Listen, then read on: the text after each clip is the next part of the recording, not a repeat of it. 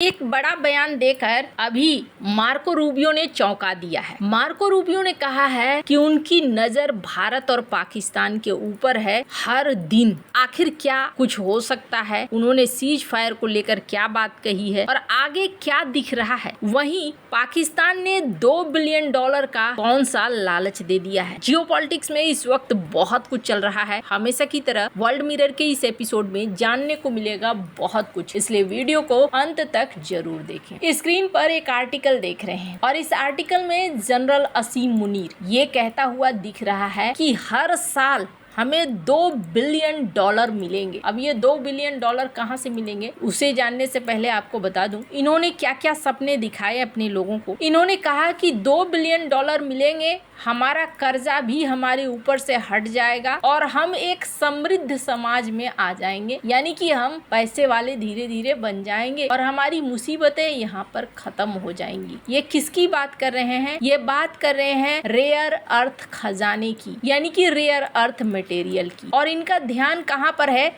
रेको डिक, यहाँ पर इनका ध्यान है। अब आपको लगेगा ये तो वही खदाने हैं ना जहाँ पे चाइना अपना ऑपरेशन चलाना चाहता था। हाँ बिल्कुल, ये वही है जिसे चाइना अपने कंट्रोल में लेने के लिए इतना ज्यादा खर्च कर चुका है। सीपेक परियोजना में अच्छा खासा पैसा लगा चुका है ताकि पाकिस्तान के खजाने को हासिल कर सके। लेकिन अब यहाँ पर सीन बदलता हुआ दिख रहा है। इतने कॉन्फिडेंट होकर जनरल मुनीर क्यों कह रहे हैं? जनरल मुनीर अमेरिका के साथ उस समझौते को लेकर बहुत ही ज्यादा अपने अंदर विश्वास, आत्मविश्वास को महसूस कर रहे हैं कि भाई अमेरिका के साथ हमारी डील हो गई है और बीएलए को भी अब एक आतंकवादी संगठन घोषित कर दिया गया है। तो ऐसे में हमारे पास एक ऑप्शन है, अमेरिका और हम साथ मिलकर यहाँ पर खनन करेंगे और एक दूसरे को लाभ पहुँचाएंगे। लेकिन कहानी में ट्विस्ट भी है। यहाँ पर असीम मुनीर ने ये भी कह दिया कि देखो, एक दोस्त की वजह से दूसरे दोस्त को नहीं छोड़ेंगे। मतलब इनका साफ है कि ये चाइना के साथ भी बैलेंस बनाकर रखेंगे। अब ये बैलेंस कब तक बनता है ये कहना मुश्किल है। बहुत सारे ऐसे भी लोग हैं, जैसे ब्लूमबर्ग में एक आर्टिकल आया है, इसे देखें। कहते हैं ये कि ये जो रेको डिक का सपना दिखला रहे हैं, रेयर अर्थ का बुलबुला दिखला रहे हैं, ये अमेरिका को पाकिस्तान, ये सब कुछ फूटने वाला है। ये बहुत लंबा नहीं चलने वाला है। और ये इसलिए कह रहे हैं क्योंकि न तो राजनीतिक स्थिरता है और न ही क्षेत्रीय स्थिरता है। बलूचिस्तान के जो बीएलए के लोग हैं उन्होंने कहा है कि भाई अमेरिका ने हमें घोषित कर दिया तो क्या हो गया, हम अपनी आजादी के लिए लड़ते रहेंगे। अब इसका साफ मतलब है कि यहाँ इतनी आसानी से सब कुछ शांत नहीं होने वाला है। लेकिन अभी एक बड़ा बयान दिया है मार्को रूबियो ने। मैं चाहती हूँ कि उस बयान को आप सुने। We've been asking for a ceasefire for a long period of time. We think usually it's very hard to negotiate when you're in the middle of hostilities. But that said, the only way to have a ceasefire is for both sides to agree to stop firing at one another. Beyond that, and the Russians just haven't agreed to that. Beyond that, I would say that one of the complications about ceasefires is they have to be maintained, which is very difficult. I mean, every single day we keep an eye on what's happening between Pakistan and India, what's happening between Cambodia and Thailand.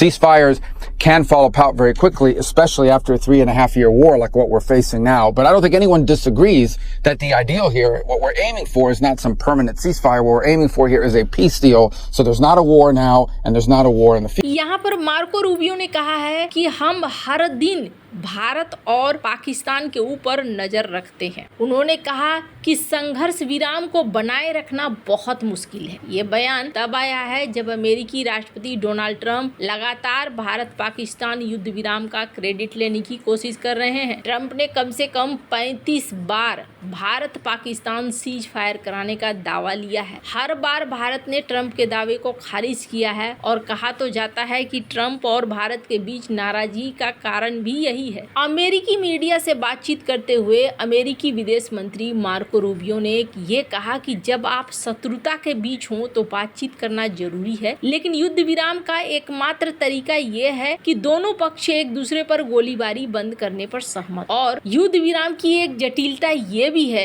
कि इसे बनाए रखना जरूरी है, जो बहुत मुश्किल है। मेरा मतलब, हम हर दिन पाकिस्तान और भारत के बीच, कंबोडिया और थाईलैंड के बीच क्या हो रहा है इस पर नजर रखते हैं। युद्ध विराम जल्दी टूट सकते हैं। हालांकि इस इंटरव्यू में रूस यूक्रेन की भी बात कर रहे थे लेकिन रूस यूक्रेन की बात करते करते इन्होंने भारत पाकिस्तान की बात कर दी। अब ऐसे में बहुत सारे ऐसे सवाल पैदा होते हैं कि आखिरकार क्या भारत और पाकिस्तान के बीच में कुछ ऐसा होने वाला है या हो सकता है। स्क्रीन पर एक ट्वीट देख रहे हैं आप, ये है हेनरी किसिंजर। हेनरी किसिंजर ने कहा था जिसके पास ताकत है ना, असल में शक्तिमान वही होता है, यानी कि वही जीतता है। और हेनरी किसिंजर के बारे में मैं आपको एक बात बता दूं, इन्हें कहा जाता था cold warrior of real politics. इनको मतलब नहीं था मानव अधिकार, मानवीय मुद्दे, इनके बहुत सारे उदाहरण हैं जहाँ पर इन्होंने ऐसे ऐसे बयान दिए हैं जिन बयानों को देखकर लगेगा आपको कि हेनरी किसिंजर क्या ऐसा कुछ भी बोल सकते हैं। 1973 में इनके कुछ बयान थे जो बड़े फेमस हुए थे। किसिंजर उस समय विदेश मंत्री थे। उन्होंने कहा था कि सोवियत संघ में यहूदियों का उत्पीड़न अमेरिकी विदेश नीति का उद्देश्य नहीं है, और अगर वे यहूदियों को गैस चेंबर में डाल दे तो ये अमेरिका की चिंता नहीं है, शायद मानवीय चिंता हो। ये बयान 1973 में रिचर्ड निक्सन के साथ ओवल ऑफिस में हुई बातचीत के दौरान दर्ज किया गया था, जो बाद में सार्वजनिक हुआ। किसिंजर उस समय सोवियत संघ के साथ अपने रिश्तों को अच्छा करना चाहते थे और उनका मानना था कि मानव अधिकार जैसे मुद्दे इस रणनीति को बाधित कर सकते हैं। और ये एक बहुत बड़ा उदाहरण है कि वो रियल पॉलिटिक्स में चलते थे। उनके लिए ये सब मायने नहीं करता था, उनके लिए सिर्फ यही मायने करता था कि अमेरिका का वर्चस्व बना रहे, और वो उसी दिशा की तरफ सोचा करते थे। अब दुनिया भर के